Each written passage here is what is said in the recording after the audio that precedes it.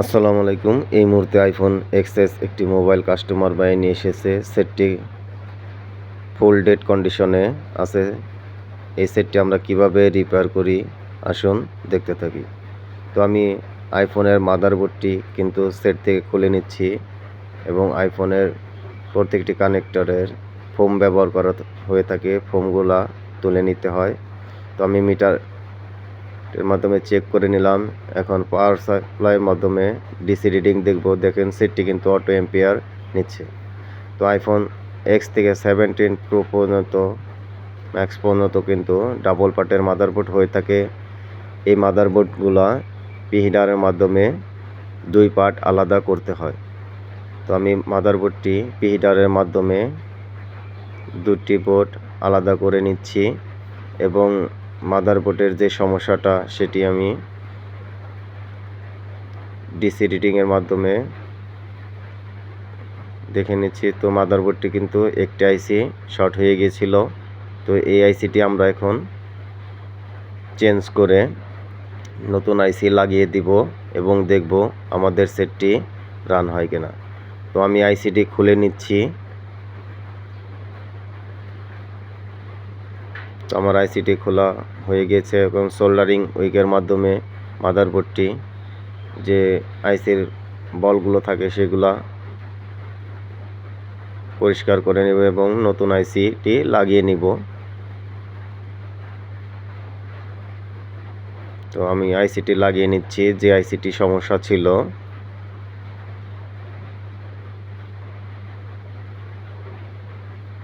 আমার আইসিটি লাগানো হয়ে গিয়েছে।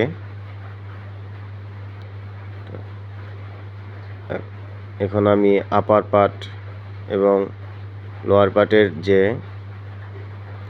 পিটারের মাধ্যমে খোলা হয়ে থাকে সেগুলো আমি আপার এবং লোয়ার পার্টের যে লেয়ারগুলো থাকে লেয়ারগুলা সোল্ডারিং উইক এবং আয়রনের মাধ্যমে পরিষ্কার করে নেব, যেন আপার এবং লোয়ার পার্ট দুটি লেয়ারগুলো খুব ভালোভাবে লেগে যায়। তা নাহলে কিন্তু বিভিন্ন সমস্যা হতে পারে, যেমন ওয়াইফাই সমস্যা, টাচ সমস্যা, নেটওয়ার্ক সমস্যা হতে পারে। তো আমার আপার পার্টের লেয়ার পরিষ্কার করা হয়ে গেছে। এখন লোয়ার পার্টের যে লেয়ারগুলা যে বলগুলো থাকে আমি সোল্ডারিং উইকের মাধ্যমে ক্লিন করে নেব।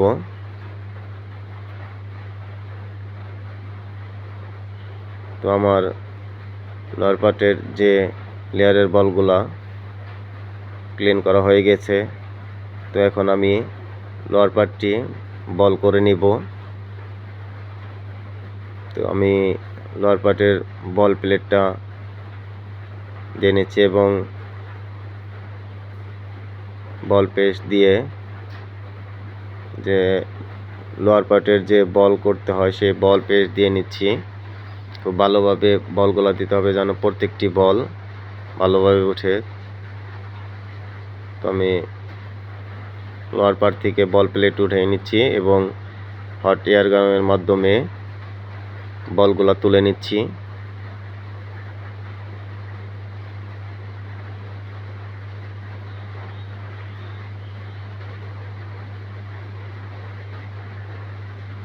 তো আমার বল করা হয়ে গিয়েছে।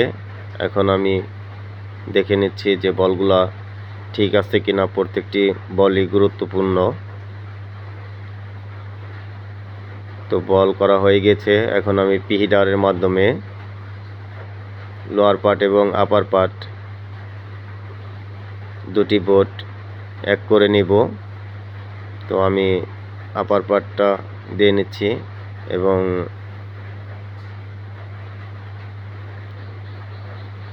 ফ্ল্যাট পেস্ট দিয়ে নিচ্ছি যেন দুটি পার্ট খুব ভালোভাবে লেগে যায়।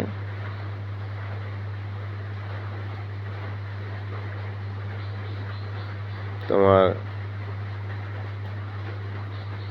পেস্ট দেওয়া হয়ে গিয়েছে। এখন একটু অপেক্ষা করব যেন আপার এবং লোয়ার পার্টটি ভালোভাবে লেগে যায়। তো আমার অ্যাটাচ করা হয়ে গেছে। এখন আমি মাদারবোর্ডটি পিটার থেকে তুলে নিব এবং একটু ঠান্ডা করে নিব। কুলিং ফ্যানের মাধ্যমে একটু ঠান্ডা করে নেব। তো বোর্ডটি আমি ক্লিন করে নিচ্ছি।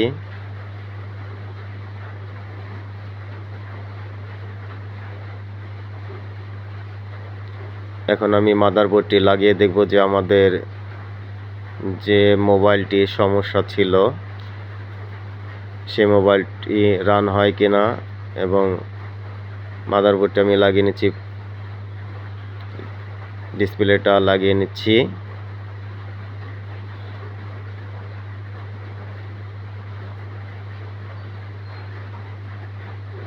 তো আমি এখন আই চার্জারের মাধ্যমে দেখব আমাদের সেটটি চার্জ হয় কিনা। দেখুন আলহামদুলিল্লাহ চার্জার যে লোগোটা চলে এসেছে, তো অ্যাপেলের লোগোটাও কিন্তু চলে এসেছে।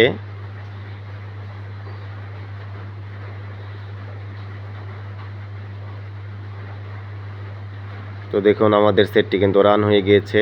তো আইফোনের যাদের মাদারবোর্ডের সমস্যা তারা আমাদের সাথে যোগাযোগ করতে পারেন। আইফোনের white screen, green screen, motherboard dead হয়ে যায়, তারা আমাদের সাথে যোগাযোগ করতে পারেন। ধন্যবাদ।